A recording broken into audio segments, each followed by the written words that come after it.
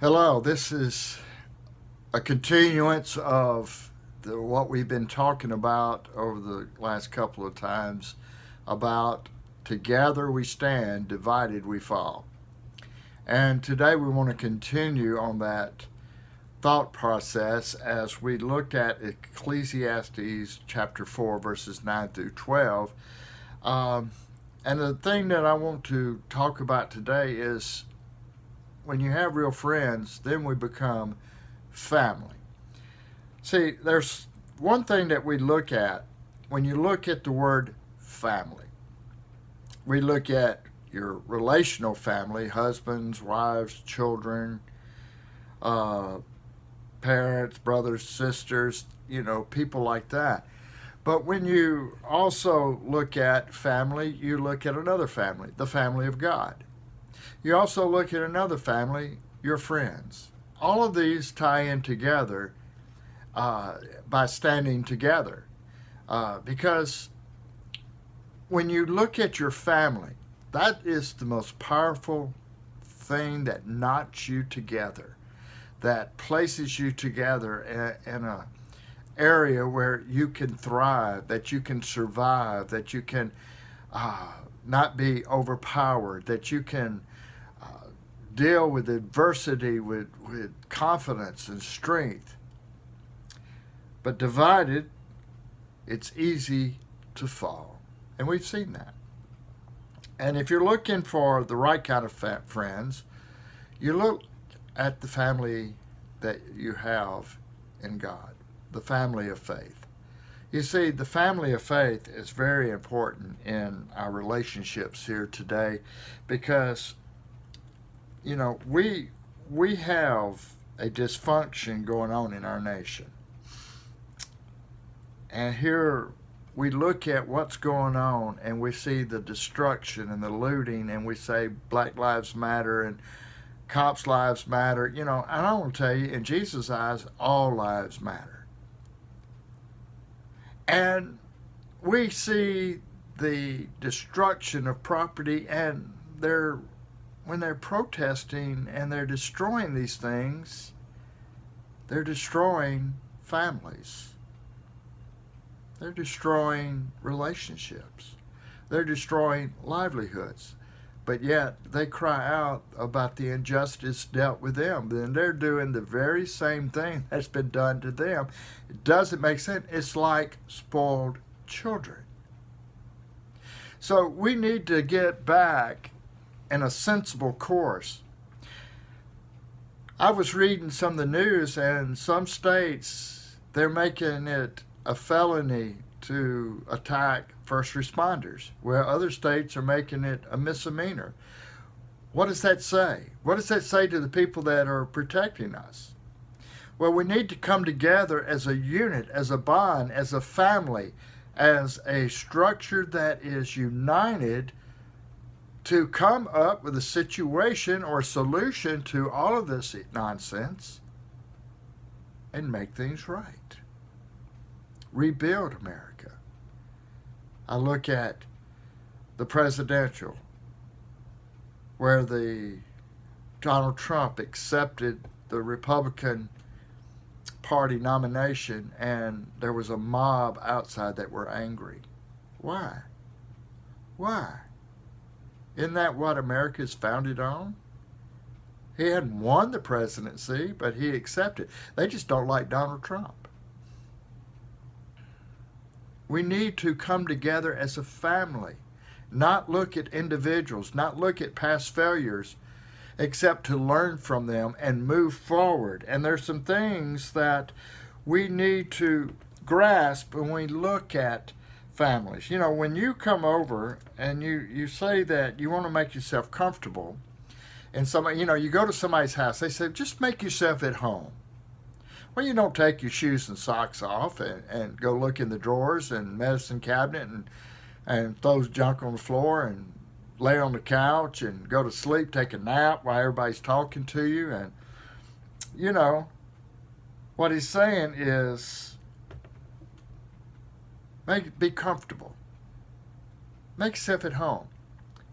In our nation, we need to tell people that are coming into this nation as legal immigrants. Make yourself at home. Don't destroy and loot. Abide by the laws that are on this land, but don't think that you're unwelcome. We welcome legal immigrants. When you are in somebody's home, you're respectful. And when we're in God's place, we need to be respectful. And I think that's where we're failing. It's too casual. Where they have coffee and Cokes and all this stuff. We've lost respect for God. We need to be respectful. Not only in our homes, but our land, our churches. We need to be respectful of our leaders. We need to pray without ceasing for this nation to get back on the footing that it is supposed to be on. And that's the reason friends and family are so important. It's kind of like you're first dating. You're very courteous. Hopefully you are. You open the door. You look in the eyes. You go out to eat. And, you're just showing great respect because you're trying to be on your best behavior. Well, people in our nation, we're not on our best behavior, and we need to stop it. We need to quit acting like spoiled children. We need to get back to the basics where two are better than one. So, as we look at all of this, we need to take care. There's some gifts I wanted to share with you very briefly that we can give our friends. That will go a long way in repairing relationships and repairing our nation if we do this one person at a time. First of all, we got to give our friends the gift of kindness. We got to love one another. We've lost that. It's evident in our nation that we don't love one another.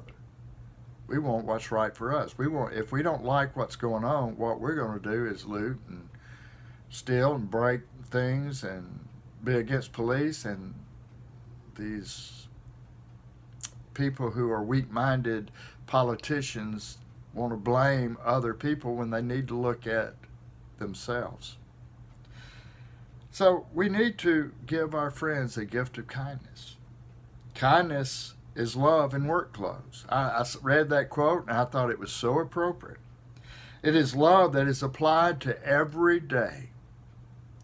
That's a love that we need to exhibit every day of our life while we're here on this earth. And we ought to be courteous and love each other as Christ loved the church. Love the Lord thy God with all thy heart and all thy soul and all that's within you, and love thy neighbor as thyself. We got to love one another. The second thing is we need to be encouraging.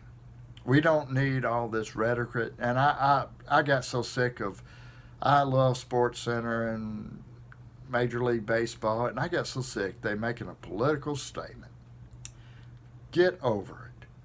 I know that things are wrong, but we've had presidents in the past that want to bring us together, and none of us has brought us together.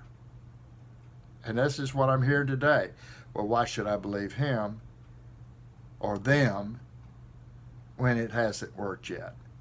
We need to love one another, and we need to encourage one another. Wouldn't it be wonderful to hear words that build you up instead of tear you down? I hear it in churches more and more. Well, I just don't like that. What are we going to do? I just think that's wrong. Well, it's not what you think, it's what God desires. I was at a church one time, and God opened the door for me to be a substitute teacher and to make an inroad into kids' lives and their parents. Well, my church didn't like it, and they came to me and they said, who told you, who gave you permission to do that? I said, God. And I asked him, do you want me to obey you or obey God? We got to quit thinking and doing what we think is right and start doing what God says is right. This is Tom Boone saying, Jesus loves you, and I love you too.